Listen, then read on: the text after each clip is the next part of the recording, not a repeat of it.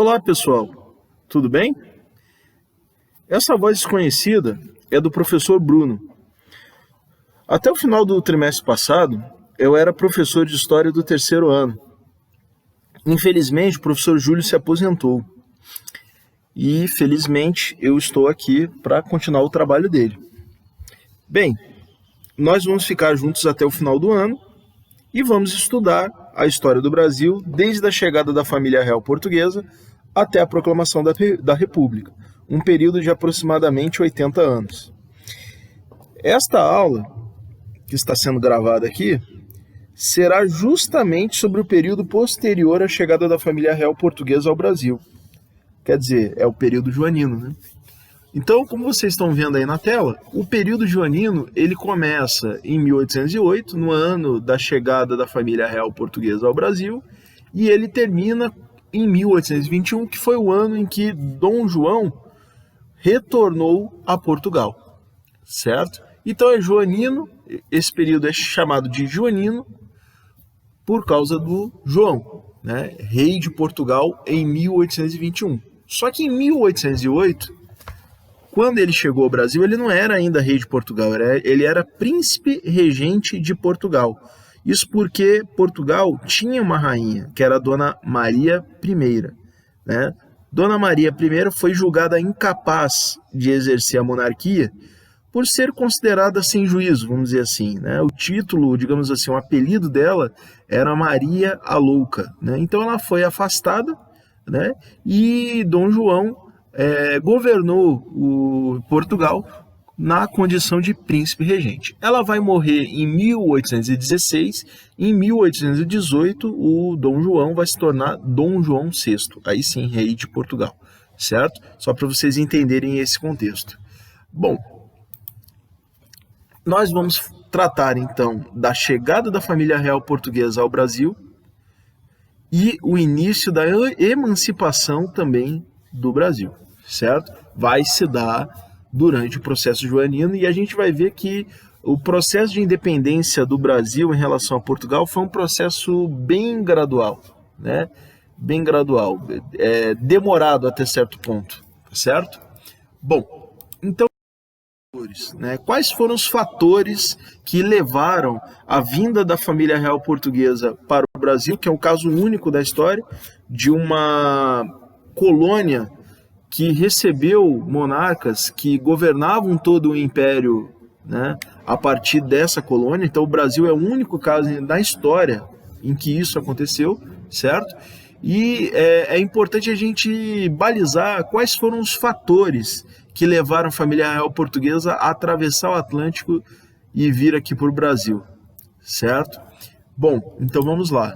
Em primeiro lugar, o sistema colonial, né, estava em crise. Esse sistema colonial que foi estabelecido tanto por Portugal, Espanha, mais para frente, Inglaterra e França, aqui na América, ele estava em crise. Né? Ele estava em crise porque todos aqueles esquemas de exploração da América, eles já não estavam mais rendendo tantos lucros quanto eles renderam no começo, certo? A lucratividade do sistema colonial estava diminuindo, né? E com a diminuição da lucratividade veio a crise, né? A crise do sistema colonial. E o Brasil não estava fora dessa situação, né?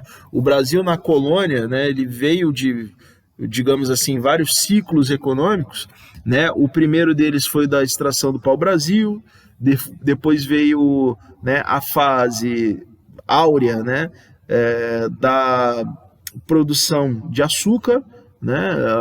Tabaco nunca foi lá grande coisa, mas teve uma fase, né, mais significativa, mais desenvolvida, né, que gerou mais lucro, né, a produção de tabaco. Vem a descoberta de ouro, metais preciosos, diamantes, né, no interior do Brasil, que acabou ganhando o nome, região que acabou ganhando o nome de Minas Gerais, né, região das Minas.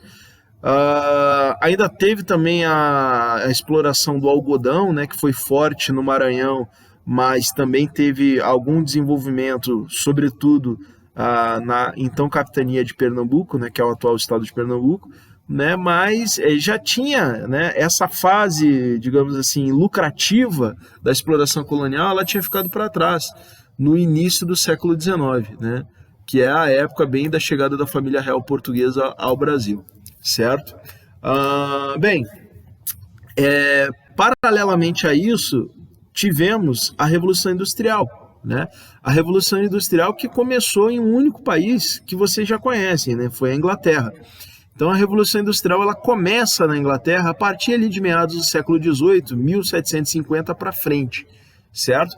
E a Revolução Industrial vai favorecer a predominância, a influência econômica inglesa sobre Portugal. E já que o Brasil era colônia de Portugal, então essa influência inglesa chegava aqui no Brasil. É claro que por causa do sistema colonial, havia uma coisa chamada Pacto Colonial, que vocês conhecem, né?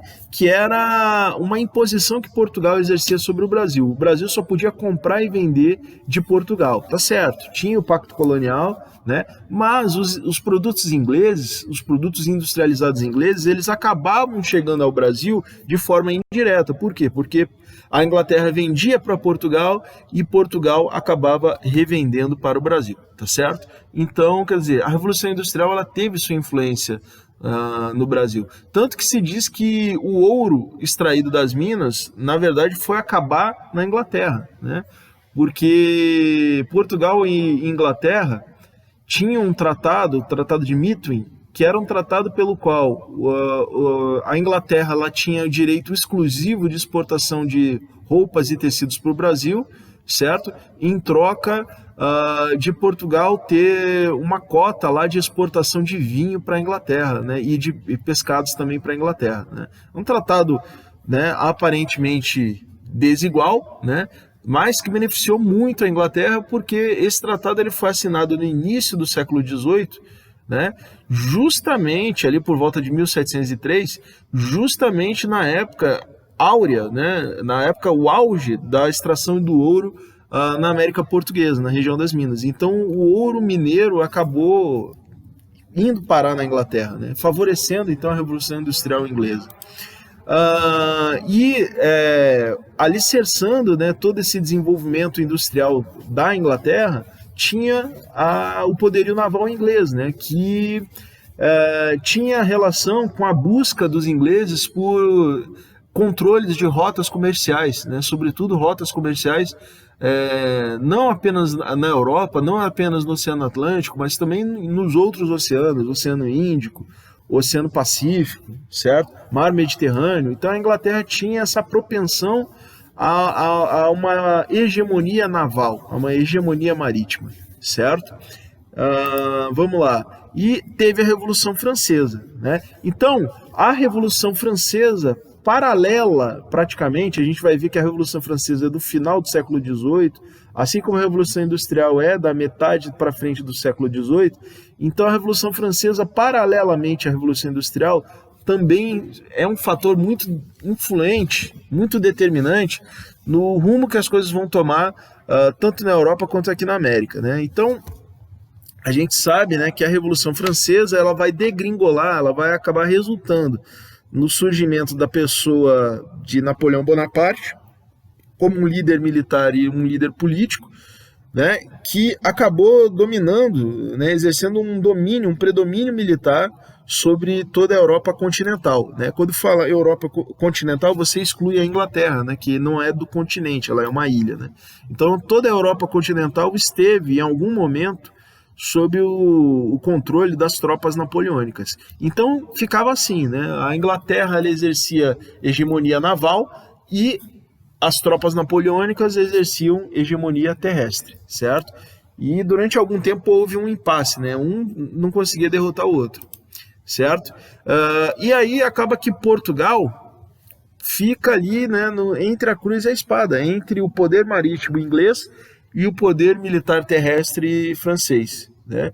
E muito provavelmente o que fez os portugueses irem mais para o lado dos ingleses foi justamente o predomínio naval inglês e esse processo pelo qual a Inglaterra estava passando da Revolução Industrial, porque, como vocês sabem, Países industrializados precisam de mercados consumidores e de mercados fornecedores de matérias-primas, consumidores de suas mercadorias industrializadas e fornecedores de suas matérias-primas, certo? Então havia um receio em Portugal de que, uma vez, né, Portugal indo para o lado do Napoleão, indo para o lado dos franceses, a Inglaterra iria de alguma forma favorecer a independência do Brasil, né, em relação a Portugal.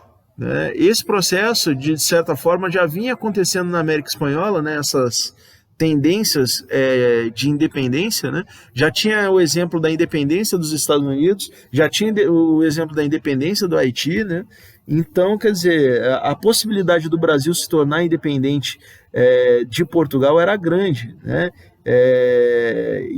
O Brasil tinha uma economia que era maior até do que a economia de Portugal. Então, quer dizer, o Brasil, apesar do sistema colonial estar em crise, o Brasil ainda era um ponto de apoio, né, da economia portuguesa e um fator de poder, né, da monarquia portuguesa também, certo? Então, nesse contexto, entre ser aliado dos franceses e ser aliado dos ingleses, os portugueses, Dom João VI, acabou, depois de muita protelação, depois de muita enrolação, depois de muita empurrada de barriga, ele acabou indo para o lado dos ingleses, né?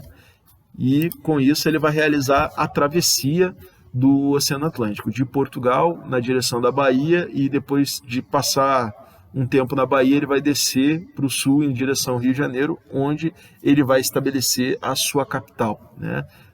Então a capital deixa de ser Lisboa e passa a ser o Rio de Janeiro. Como eu já citei, né, a independência do Haiti é um fator, né, é uma influência, né, nesse processo todo aí, né, algo que foi percebido. E assim, vale dizer que o que foi a independência do Haiti? A independência do Haiti, ela foi uma rebelião de escravos contra donos de escravos, né, e o resultado foi o massacre de senhores de escravos pelos escravos, e fica esse sentimento no ar, né, um grande receio por parte dos proprietários de escravos contra os escravos, né? Eu li em um livro que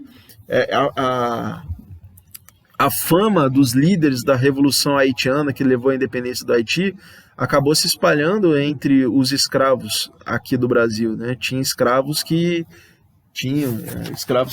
tatuavam, né, as figuras dos líderes da independência do Haiti do braço, né? Os líderes da independência do Haiti, né? Os líderes da revolta de escravos. Então, quer dizer, havia esse sentimento, né? O haitianismo, né? Tanto uma hostilidade ao haitianismo, quanto né, por parte das camadas populares e, sobretudo, escravos, né, que chegavam a ter acesso a essas informações, havia um sentimento favorável, né, vamos dizer assim, de simpatia pelo que tinha acontecido no Haiti, pelo exemplo haitiano, né? Então, a independência do Haiti é um fator importante nesse contexto, de medo por parte das elites escravocratas e de alguma forma de entusiasmo por parte das camadas populares inferiores escravizadas, certo? E a independência da América Espanhola também foi um outro fator, né? A independência da América Espanhola, ela deu exemplo, né, do que poderia ser do Brasil dali para frente, certo? Bom, vamos lá. Então, o período joanino, ele contribuiu para estabelecer a moldura do que seria o Brasil a partir de 1808, né? Então, o período joanino ajudou a formar a ideia de Brasil, certo? E vamos lá. E aí vocês têm, né, algumas imagens aí, né, como é que foi o movimento, né? Porque, na verdade, vale lembrar que Dom João fugiu para o Brasil porque, né, uma vez ele fazendo a opção de se aliar mesmo com a Inglaterra, de ficar alinhado com a Inglaterra, né, Portugal vai acabar desobedecendo o chamado bloqueio continental, que foi uma proibição baixada por Napoleão Bonaparte de que qualquer país da Europa continental fizesse comércio com a Inglaterra. Como Dom João acabou desobedecendo, né, o território português acabou invadido, né, por tropas napoleônicas, né, o general Junot, salvo engano, né? Ele invade o Brasil, e a família real portuguesa ela não tem outra alternativa que não emigrar para o Brasil, né? E nesse processo eles vão embarcar em navios, né? E serão escoltados pela marinha inglesa, né? Que era a grande potência marítima, né? Então eles vão ser escoltados. Aproximadamente 10 mil membros da corte portuguesa vão acompanhar o Dom João nessa travessia do Oceano Atlântico e, né, escoltados pela marinha portuguesa, ok?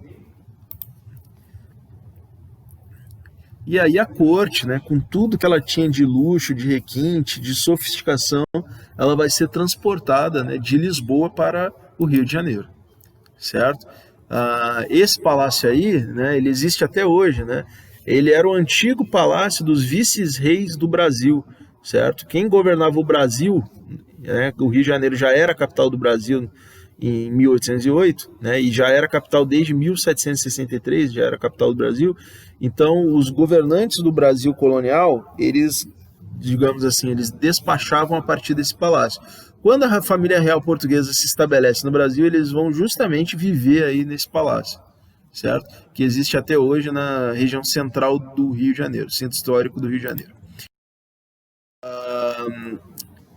E, né, não esquecer que no decorrer do período joanino deu-se, né, a independência da maior parte dos países da América Espanhola, certo?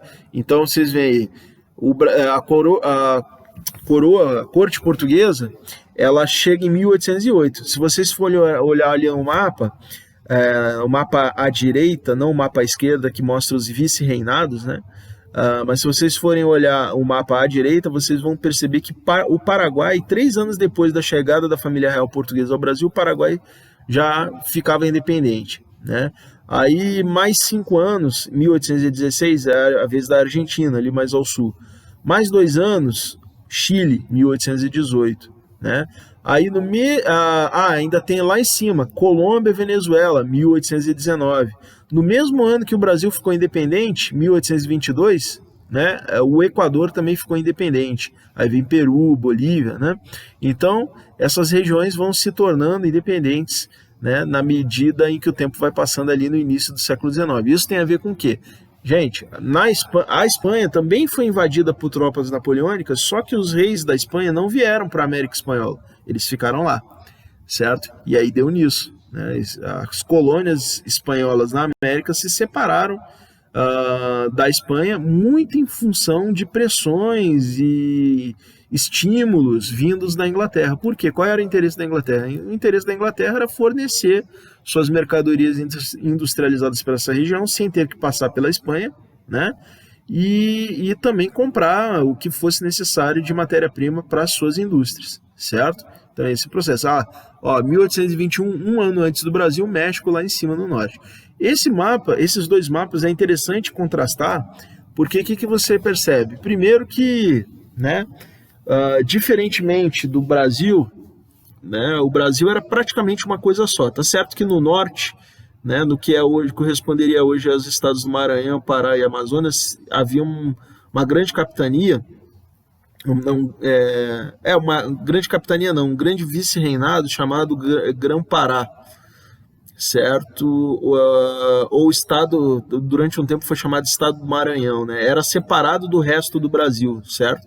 Mas ali, no início do século XIX, o Brasil era mais ou menos integrado, mais ou menos uma coisa só. Enquanto a América Espanhola ela era dividida em 4 vice-reinados e mais 4 capitanias gerais, certo? Já era fragmentada a América Espanhola. E olha ali no mapa direito o que aconteceu. Ficou mais fragmentada ainda, certo? Isso tem a ver com, né, vários fatores, né? Um deles é que a família real espanhola ficou lá na Espanha, né?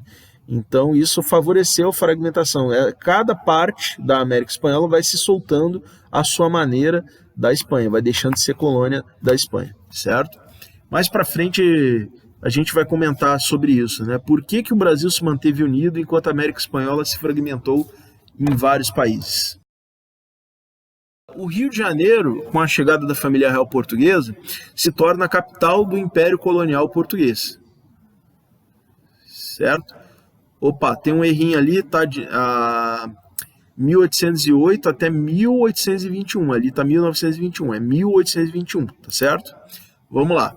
Com a chegada da família real portuguesa ao Brasil, a primeira providência tomada por Dom João, príncipe regente de Portugal, foi a abertura dos portos às nações amigas, decreto que beneficiou diretamente a Inglaterra, né? Obviamente, porque a Inglaterra tinha interesse em fornecer suas mercadorias ao Brasil e também, eventualmente, se eu sentisse necessidade, né, se fosse do seu interesse, também comprar o que o Brasil tivesse para vender, certo? Sem passar por intermediário. No caso, Portugal estava invadido, né, por tropas napoleônicas, né? Aliás, a Inglaterra estava ajudando Portugal a recuperar o seu território naquela época, né? A monarquia portuguesa a recuperar o seu território naquela época. Então, nada mais justo do que, já que não dá para ter o intermediário, eliminar o intermediário, né? Vamos lá. A seguir, a capital do Império Colonial Português foi instaurada no Rio de Janeiro, tá?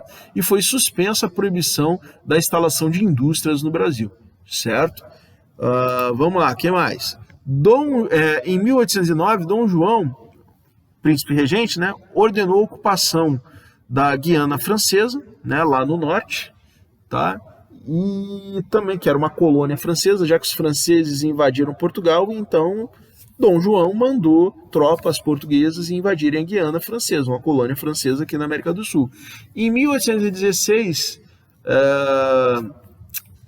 Portugal também, né, a corte, né, a coroa, anexou a Banda Oriental, que é o atual Uruguai, ao território brasileiro.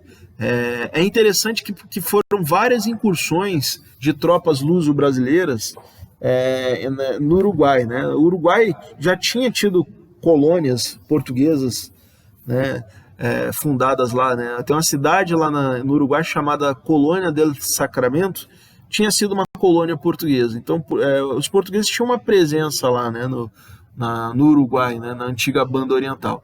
E ao longo de várias ocasiões, os portugueses foram invadindo, os luso-brasileiros, né, melhor dizendo, foram invadindo aquele território. Então, teve uma invasão em 1811, teve outra em 1816, né? Enfim, então eles vão se estabelecendo ali naquele território, certo? Porque a Espanha, mesmo ela tendo sido invadida pelos franceses, né, por Napoleão, a Espanha, ela em algum momento tinha se aliado à França contra Portugal, e aí o troco dado foi esse, foi a invasão da Cisplatina, a invasão da Banda Oriental, né, que depois vai ser chamada de Cisplatina, uma espécie de troco, e também porque Dom João era casado com Carlota Joaquina, que era filha do rei de Portugal, e como ele era casado com a filha do rei da Espanha, né? Ele era casado com a filha do rei da Espanha, como ele era casado com a filha do rei da Espanha, ele usou esse pretexto também para dizer que deveria tomar conta daquele território, porque aquele território estava ameaçando se fazer independente da Espanha. Então eles dominaram, não, vamos pegar esse território aqui só para manter ele aqui como colônia, porque ele está querendo se fazer sua independência, certo? Posteriormente, Portugal assinou com a Inglaterra o Tratado de Comércio, Navegação e Aliança, certo? Tratado de Comércio e Aliança, Tratado de Navegação também. Tratado de Comércio, Navegação e Aliança, não está escrito aí, mas é navegação também, 1810. Esse tratado ele é importante por quê? Porque o governo português ele concede aos ingleses um privilégio, que é pagar menos imposto para vender mercadoria para o Brasil do que Portugal. Portugal pagava um imposto de 16% sobre o valor de qualquer mercadoria que vendesse o Brasil. Portugal, que era a metrópole. Tá certo que estava invadido naquela época, mas essa era a situação de Portugal. Se Portugal fosse vender para o Brasil, deveria pagar um imposto de 16%. Certo? Qualquer outro país deveria pagar um imposto de 24%. A Inglaterra ganhou o privilégio de pagar apenas 15%, menos do que a própria metrópole. Certo? O que mais? Essas medidas, na prática, elas acabaram com o Pacto Colonial. Porque o que é o Pacto Colonial? É uma imposição, é uma exclusividade imposta por uma metrópole em relação à sua colônia. A colônia só pode comprar e vender, só pode importar e exportar da sua metrópole. A partir desses tratados com a Inglaterra, o Pacto Colonial acabou. Finito.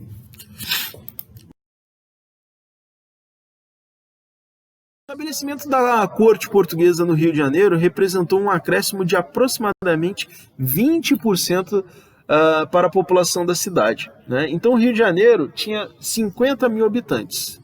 Em uma questão de poucos meses, a população foi de 50 para 60 mil habitantes, ou seja, um acréscimo de 20% da população. E é claro, né, a cidade ela teve várias transformações, algumas positivas, mas também outras negativas. Um dos problemas que aconteceu no Rio de Janeiro foi falta de lugar para morar, né?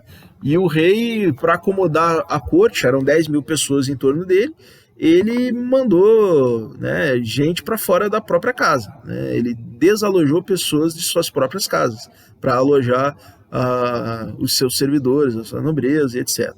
Okay? Teve que arrumar emprego para um monte de gente, né?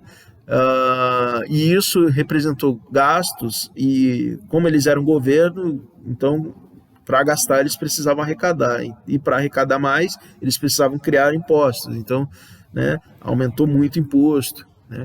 O preço do aluguel do Rio de Janeiro explodiu, ficou muito caro morar no Rio de Janeiro. Aliás, é uma característica do Rio de Janeiro até hoje, né? Os aluguéis são muito caros. O preço das coisas ficou também, passou de qualquer limite do razoável. Preço de comida, né? Preço de roupa, né? Estourou tudo, né? Isso tem a ver muito com esse acréscimo de população que teve no Rio de Janeiro, e não foi um acréscimo qualquer de população, eram pessoas da elite europeia, né? Ou seja, pessoas altamente consumistas, né? Para os padrões do Brasil, principalmente. A presença da corte portuguesa no Rio de Janeiro fez com que as elites coloniais, latifundiários e grandes comerciantes passassem a viver novos comportamentos e convenções até então desconhecidos, né? Que é aquela coisa da corte, né? Aquelas mesuras, né? Aqueles gestos, aquela coisa toda, aquele risinho, né? Aquela coisinha de corte mesmo, né? Enfim, né? Isso aconteceu. Tá? Os brasileiros, que eram, né, um povo meio caipirão, como é caipirão até hoje, passaram a ter que conviver com esse jeito europeu sofisticado, tá? De uma hora para outra. Também houve a necessidade da criação de empregos, né, como eu havia dito, para a nobreza portuguesa recém-chegada, né? Então, assim, um exemplo que eu acho bacana de vocês entenderem é, por exemplo, a hierarquia do exército português. Ela era dominada por portugueses. O exército português aqui no Brasil era dominado por portugueses. A elite, né, digamos assim, de major para cima, era nobre português, né? E os brasileiros ficavam com os postos mais baixos, né? Poucos brasileiros chegavam oficial, e os que chegavam oficial, muitos ficavam ali por capitão no máximo, né? Capitão-major no máximo, ok? Isso porque os cargos eles eram praticamente um privilégio da nobreza. E na justiça, né, como juiz, né, como desembargador, enfim, os mais diversos cargos na administração pública, eles acabavam sendo entregues para os portugueses como uma espécie de privilégio, né? Isso porque a sociedade portuguesa era uma sociedade tipo de antigo regime, né? Pré-revolução, tipo pré-revolução francesa, né? Aquela sociedade dominada pelos valores da aristocracia, da nobreza, né? Com a abertura dos portos brasileiros às nações amigas, teve fim o Pacto Colonial no Brasil. Isso você já sabe, tá? Vamos lá. Então, os portos brasileiros abertos ao comércio. A anexação da Cayena, né, que é a Guiana Francesa, e da Banda Oriental, que é o Uruguai, né, que também ficou conhecido como província cisplatina. Tá? As instituições criadas pelo príncipe Dom João no Brasil. Gente, isso aí vocês não precisam memorizar, é só para vocês se situarem que a presença do Dom João no Brasil, ela significou uma mudança muito bruta, muito significativa na vida das pessoas, nas coisas às quais as pessoas estavam acostumadas, certo? Então, nos anos seguintes, todas aquelas coisas que a gente tinha comentado anteriormente, a abertura dos portos, tratado de comércio, navegação e amizade com a Inglaterra, etc, etc.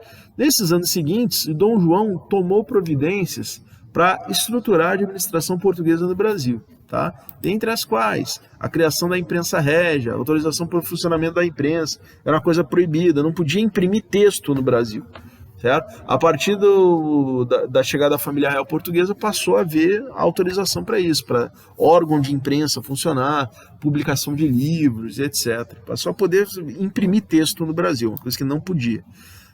A fundação do primeiro Banco do Brasil, que também é de 1808, a criação das escolas de medicina da Bahia e do Rio de Janeiro, a criação da Real Fábrica de Pólvora e das fábricas de ferro em Minas e São Paulo, certo?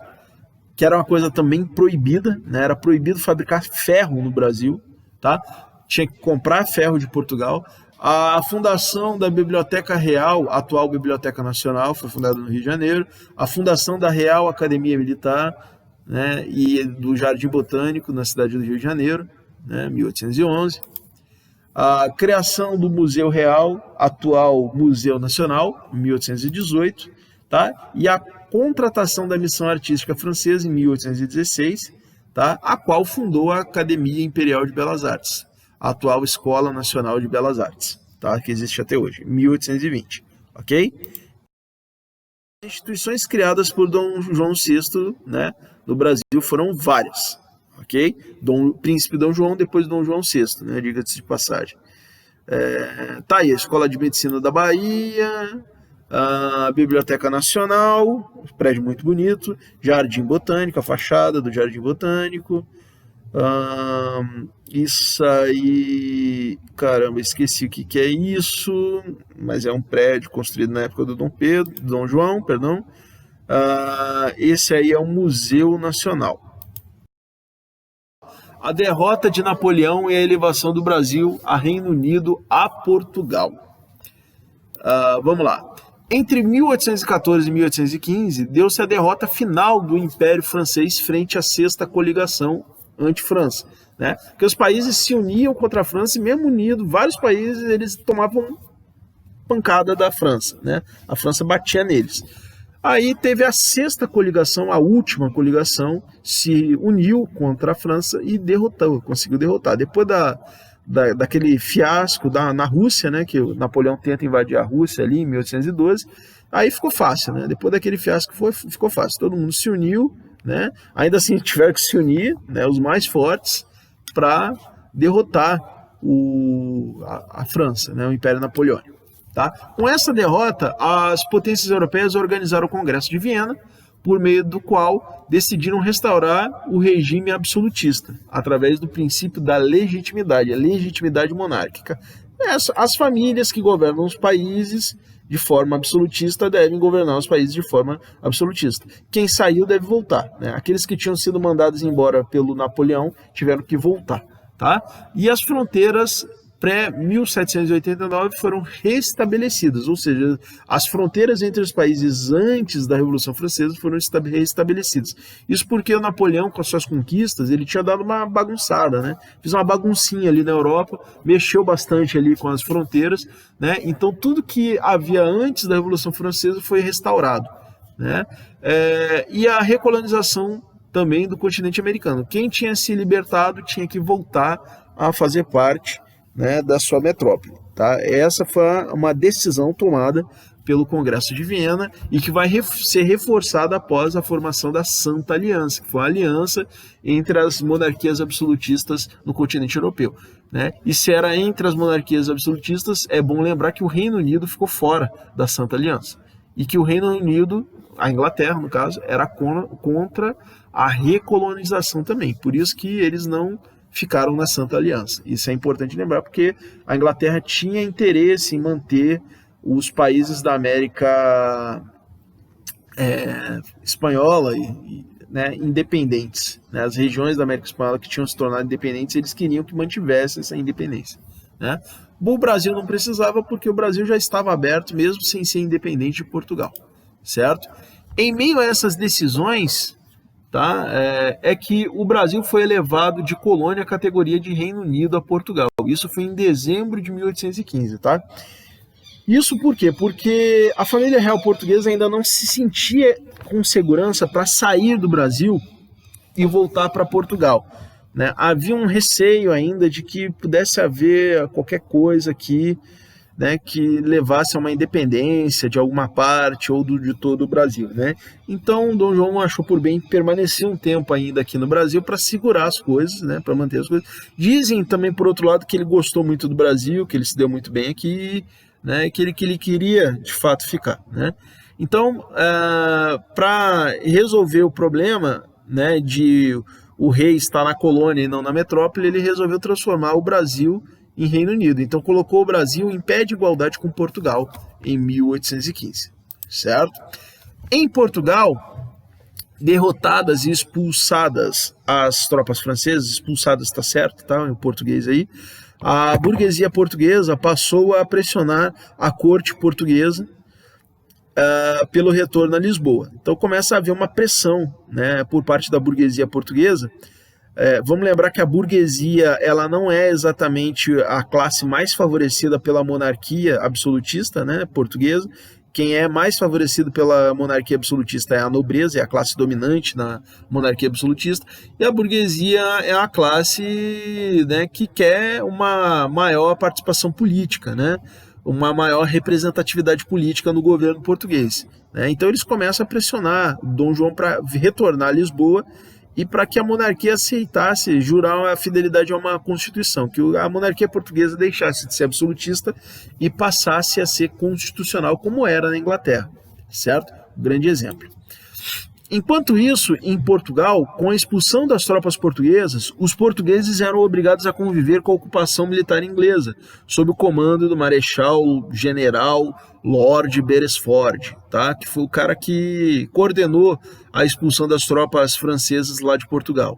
Tá? E esse Lord Beresford, ele na prática era o governador de Portugal. Então é uma situação estranha, né? Um general inglês governando Portugal, enquanto o rei de Portugal está no Brasil.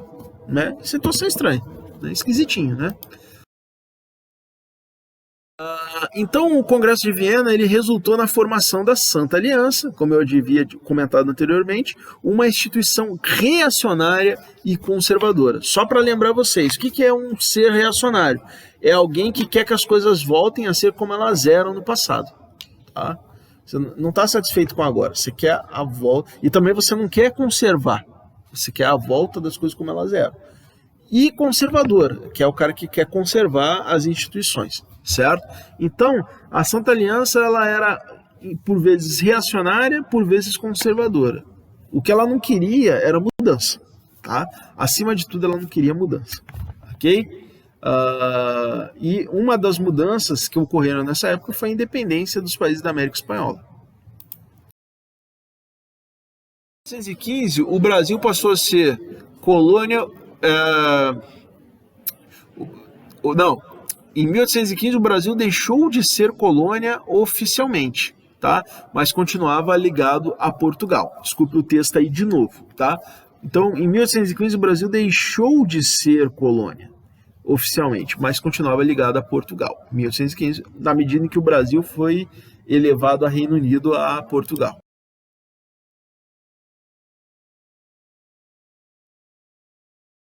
O que era o Reino Unido de Portugal, Brasil e Algarves? Era isso aí, né, que vocês estão vendo no mapa, essas partes pintadas de verde. Então era um império colonial, era um império, né, espalhado por todos os continentes praticamente. Né? Até interessante, eu separei para vocês aqui qual que era o título do rei de Portugal, né? Ou qual passou a ser o título do rei de Portugal.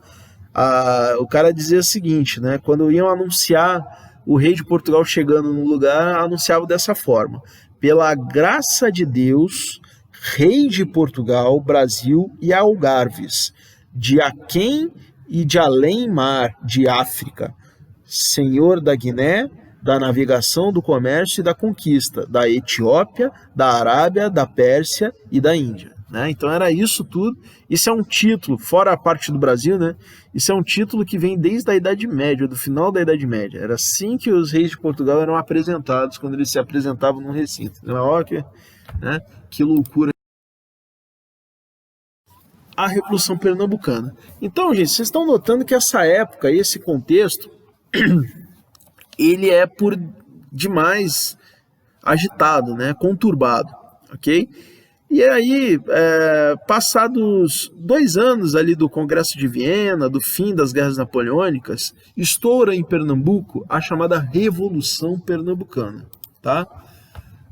Bom, aí é preciso retomar aquilo que eu já havia comentado com vocês, né? Um pouco menos de 10 anos antes da Revolução Pernambucana, vamos lembrar que a instalação da corte portuguesa no Rio de Janeiro trouxe melhorias urbanas para o Rio de Janeiro, mas também trouxe gastos, tá? Gastos públicos.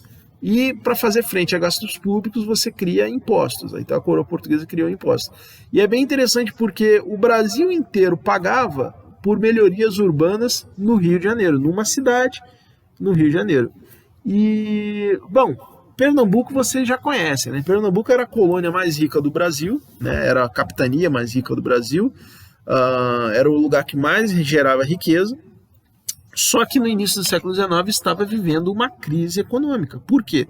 Porque o que Pernambuco mais vendia, o que Pernambuco mais exportava, que era o quê? Era açúcar e algodão, estava em baixa no mercado. Por quê? Porque Pernambuco tinha concorrentes, né? Tinha o açúcar das Antilhas, tinha o açúcar de beterraba na Europa, certo? Que era um açúcar... o açúcar das Antilhas era um açúcar da América Central, das ilhas ali da América Central, era um açúcar de melhor qualidade do que o pernambucano, né? Infelizmente, mas era, né? Então essa concorrência, a concorrência também de algodão que Pernambuco vendia, tá? E havia algodão de melhor qualidade, algodão sendo produzido, por exemplo, nos Estados Unidos, que é muito mais próximo da Inglaterra, que era a grande compradora de algodão, do que do Brasil, certo? Então, por variados fatores, a economia pernambucana ela não ia bem e, além de tudo, os caras tendo que pagar, né, mais impostos, né? Do rico ao pobre, né, tendo que pagar mais impostos, certo? Para fazer frente a esses gastos, a solução foi criar impostos, né, como eu disse, tá? E o Brasil viveu uma crise econômica, tá? Também, como eu ia dizendo, essa crise vinha desde o final do século XVIII. Tá? Então a capitania de Pernambuco é drasticamente afetada por essa situação, e aí em 1817 explodiu em Pernambuco uma revolução que tinha como meta a independência da capitania e a instalação de um governo republicano. Então, primeiro, independência não do Brasil, independência de Pernambuco, certo? Segundo, instalação não de um regime monárquico, mas de um regime republicano, diferente do que governava o Brasil daquela época. Tá? A Revolução Pernambucana foi derrotada, né, em pouquíssimo tempo, tá? Em 3 meses, até menos um pouco, tá? Pelas tropas do reino. Né? Foram tropas do Rio e da Bahia que foram lá e massacraram. Né? Massacraram. Tá? Os revolucionários pernambucanos eram influenciados pelo pensamento liberal e iluminista, ou seja, liberal, nesse contexto, liberal é contra o conservador, tá? O que o liberal quer? O liberal quer um governo formado por pessoas eleitas, leis criadas por pessoas eleitas para criar leis, né? Enfim, tá? Esse foi o pensamento que, digamos assim, informou, né, os revolucionários pernambucanos em 1817, o pensamento iluminista, do Voltaire, do Rousseau, do Diderot, aquela galerinha toda ali do iluminismo. Tá? Entretanto, havia discordâncias entre os rebeldes em relação à manutenção da escravidão. Tá? Isso é uma coisa interessante. Por quê? Porque a economia de Pernambuco era o quê? Era agrária, exportadora, monocultora e dependente do trabalho escravo. E aí, de repente, alguns dos líderes da Revolução Pernambucana eram contra a escravidão, queriam abolir a escravidão, como tinha acontecido em outros países da América Espanhola, né? Argentina, Paraguai, né? Tudo, o pessoal tinha abolido a escravidão. Então, achava que tinha que ser assim em Pernambuco também. Tá? Então havia essa cisânia, né? Essa oposição. Havia rebeldes que eram a favor da escravidão e havia os que eram contra. Isso foi um fator de divergência, que, é claro, enfraqueceu os rebeldes. Ajudou na... O reino de Portugal não tinha dúvida que deveria manter a escravidão, tá? Mas os rebeldes não. E isso foi um fator de fraqueza para eles. É interessante porque a Revolução ela teve uma grande adesão entre membros do baixo clero católico, tá? Entre eles um frei chamado Frei Caneca, né, que teve um papel importante na Revolução de 1817 e vai ter um papel importante também num outro movimento que vai ter em Pernambuco no primeiro reinado, no reinado de Dom Pedro I, que foi a Confederação do Equador. Mas isso são zenas dos próximos capítulos. A Revolução Pernambucana também teve adeptos nas capitanias da Paraíba e do Rio Grande do Norte, certo? Vamos lá. Os pernambucanos estavam insatisfeitos com a ocupação de cargos em Pernambuco exclusivamente por portugueses. Então, isso é uma outra coisa, é um sentimento que vai surgir, vai, né, ser muito forte nessa época, que é um sentimento anti-português. Por quê? Porque eles entendiam que os portugueses, além de terem explorado o Brasil por séculos, eles ainda estavam explorando o Brasil nessa questão da ocupação de cargos, né, do Estado português. Os portugueses eles dominavam o comércio, sobretudo nas grandes cidades do Brasil daquela época, e naquela época, aquela época foi marcada por uma crise econômica, né? Então tinha muita inflação, né? Na época eles chamavam de carestia, né? Que era quando as mercadorias elas vão ficando cada vez mais caras, e muita gente não entendia que a inflação ela é um mecanismo econômico e colocava a culpa nos portugueses, que eram comerciantes, certo? Achavam que os portugueses estavam explorando o povo, botando preço alto para sacanear o povo, para se dar bem em cima do povo, certo? Então havia esse sentimento anti-português, né? Aqui no Brasil, sobretudo certo? Alguns participantes da Revolução Pernambucana foram enforcados e arcabuzados pelas tropas do governo. Enforcado é uma, né, forma de execução, vocês entendem, com a forca. Tá? O que é arcabuzar? Arcabuzar é você usar um arcabuz, que é uma arma de fogo, tá? Para disparar contra a pessoa. Você está arcabuzando a pessoa.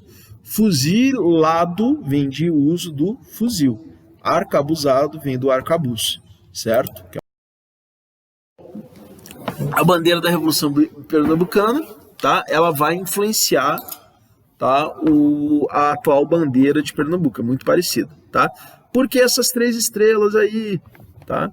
As 3 estrelas são as três províncias, ou melhor dizendo, as 3 capitanias que fariam parte dessa república, tá? Que seria Pernambuco, Alagoas e Rio Grande do Norte, salvo engano. Vamos lá. E aí, como punição, Pernambuco teve a comarca de Alagoas desmembrada do seu território. Então, da onde surgiu Alagoas? De Pernambuco. Era parte de Pernambuco. Vocês podem ver nesse mapa que Pernambuco era bem maior, né? Então, Pernambuco vai perder a comarca de Alagoas, certo?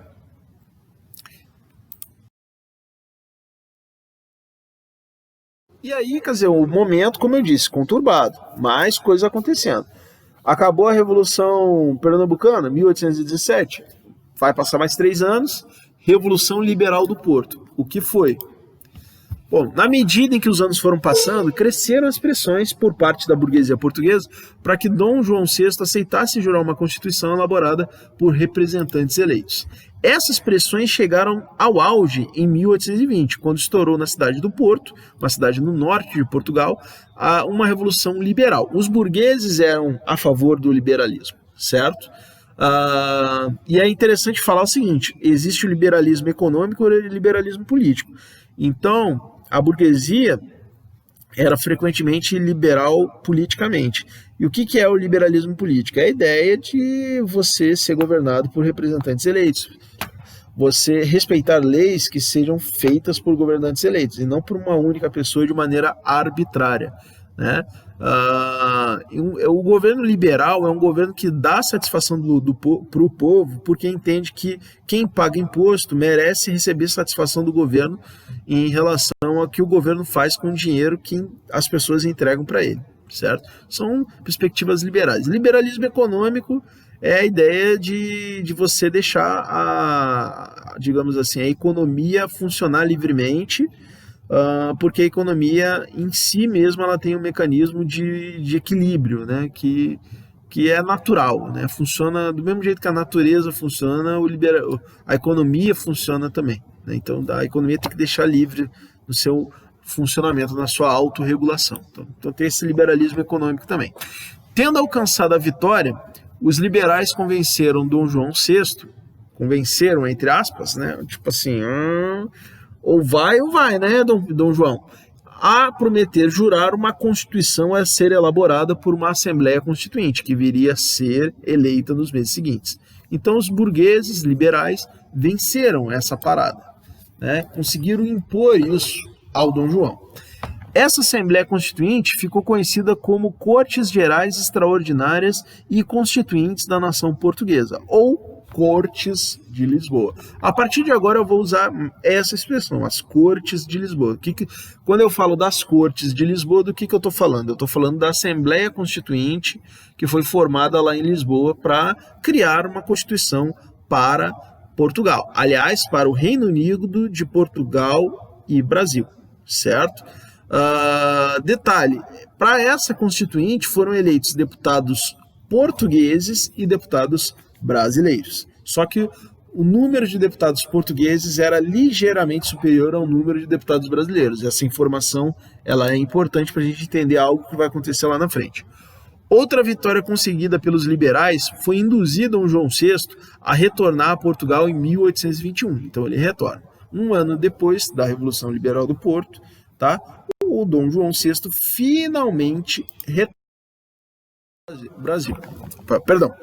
Finalmente, Dom João VI retorna para Portugal. Depois de quantos anos? Depois de 13 anos vivendo no Brasil, aproximadamente. Tá. Dom João VI foi coroado em 1818, 2 anos após a morte de Dona Maria I. Foi coroado, então, no Brasil, né? Dom João VI foi coroado em 1818, né? Aí a carinha dele. A Revolução Liberal do Porto resultou no retorno de Dom João VI a Portugal. A Revolução Liberal do Porto, a partir de 1821, outro errinho de texto, tá? Desculpa, Dom João VI deixou no Brasil seu filho e herdeiro, Dom Pedro, tá? Príncipe regente do Brasil. Ele ficou como príncipe regente do Brasil. Era aí que eu queria chegar. Porque tem essa história que é um pouco mito, né, de que Dom João VI, ao ir embora, ele teria dado um conselho a Dom Pedro. Olha, se for para ser feita a independência, que seja tu a fazer a independência, meu filho, antes que algum aventureiro a faça, certo? Então, meio que, né, Dom João VI, ao deixar o filho dele herdeiro aqui no Brasil, meio que ele deixou isso, né, subentendido. Se tiver que haver independência, tome a frente, né? Tipo assim, né? De fato, ele ficou. E um ano depois, né, não estou dando spoiler para ninguém, mas um ano depois a gente sabe o que vai acontecer. Depois de um ano você vê o resultado, né? Fazendo um trocadilho infame com uma música baiana antiga. Assim teve fim o período joanino, em 1821, com o retorno de Dom João VI a Portugal. Tá certo? Gente, eu sei que é demorado, tá? Vai ser doído, tá? Vocês não precisam, vai ser doído ver um vídeo tão grande assim, né? Vocês não precisam ver tudo de uma vez, tá? Então vê um pouco, para, vê mais um pouco, para, e assim por diante, tá? 52 minutos, é bastante, mas não tem outra coisa a fazer, tá? Em breve eu vou disponibilizar um material mais curto para vocês poderem dar uma olhada. E outra coisa, esses slides também eu vou disponibilizar para vocês, tá? Para que vocês possam consultar quando quiserem. Os slides corrigidos, tá? Aqueles defeitinhos lá serão corrigidos. E também vou deixar como sugestão de leitura o livro didático de vocês, tá? Ali da página 187 até a página 191, tá? Inclusive tem umas atividades ali, né? Entre as páginas 189 e 191, tá? Podem começar a fazer ali, tá bom? Depois eu vou ver, ou pelo menos dar uma olhada. Depois eu vou ver se eu não cobro alguma coisa valendo nota aí para vocês, para dar uma ajuda para vocês, ajudar vocês a estudarem e a ganharem nota, tá bom? E ali na página 187 é a começar ali da Revolução Pernambucana, tá? Que é um assunto dessa aula, ok? Revolução Pernambucana, ali o número 2 do período joanino, aí vira a página 188, a regência de Dom Pedro e a proclamação da independência, ok? E aí por diante. Tá bom? Vocês já podem dar uma olhada, tá? O tema da próxima aula é justamente esse, a independência do Brasil e o primeiro reinado, ok? Vocês já podem dar uma olhada. E, finalmente, livro didático de vocês, né? Olhares da História Brasil e Mundo, do Cláudio Vicentino e do Bruno Vicentino, tá? Então, a página 187 até a página 191, tá bom? Finalmente, eu espero que vocês me critiquem, tá? Se tiverem algum incômodo ou alguma sugestão de melhoria em relação à minha aula, tá? Essa minha videoaula, eu aceito de bom grado. Aliás, eu peço que vocês o façam, tá? Porque vai me ajudar a melhorar o trabalho para vocês, tá bom? E ao longo da próxima semana, ao longo dessa semana, semana 31, tá? Eu vou disponibilizar também outro material, uma aula mais resumida para vocês desse mesmo conteúdo, ok? Então, vou ficando por aqui. Um forte abraço a todos e até mais.